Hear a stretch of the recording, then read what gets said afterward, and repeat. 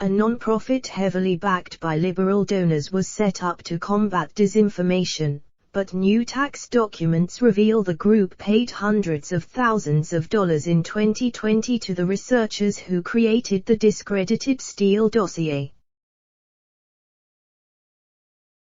The Democracy Integrity Project paid $521,000 to Christopher Steele and $405,000 to Fusion GPS last year, according to recently publicized tax forms.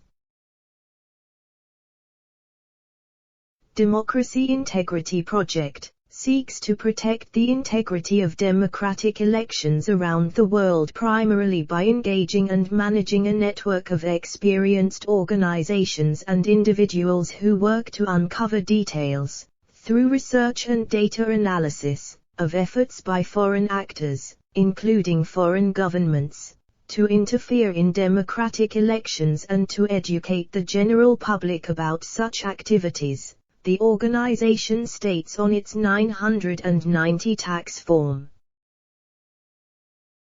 The tax form goes on to say that the nonprofit reports original, credible, and fact-based information and that their mission is to educate the public on matters such as foreign election interference, global extremism, corruption, and coordinated disinformation. The Democracy Integrity Project paid generously for research consulting from Walsingham Partners Limited and Bean LLC.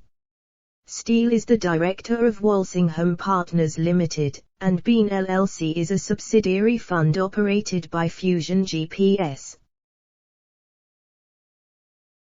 The New York Times reported in 2018 that liberal billionaire George Soros gave at least $1 million to the Democracy Integrity Project and that he was considering donating more. Steele worked with Fusion GPS, a research firm hired by Mark Elias, a lawyer for the Hillary Clinton campaign and the DNC, to compile the Steele dossier, a document that became the subject of an intense media frenzy after it falsely asserted connections between former President Trump and the Russian government. It also claimed that the Kremlin had blackmail material on Trump, including a tape of prostitutes urinating on him in a Moscow hotel. Special counsel John Durham indicted Russian national Igor Danchenko, who is believed to be a sub-source of Steele's used in the dossier, earlier this month. The authenticity of information in the dossier was questioned early on, though the situation quickly spun into a media circus, with multiple mainstream news outlets pushing the disinformation as legitimate. Earlier this month, The Washington Post was forced to quietly edit and add notes to over a dozen articles that inaccurately identified one of the key sources of the dossier, saying that they could no longer stand by the accuracy of those elements in their reporting. CNN, which repeatedly hyped the Steele dossier, published a piece earlier this month saying the credibility of the dossier has significantly diminished. A series of investigations and lawsuits have discredited many of its central allegations and exposed the unreliability of Steele's sources, CNN reporter Marshall Cohen wrote.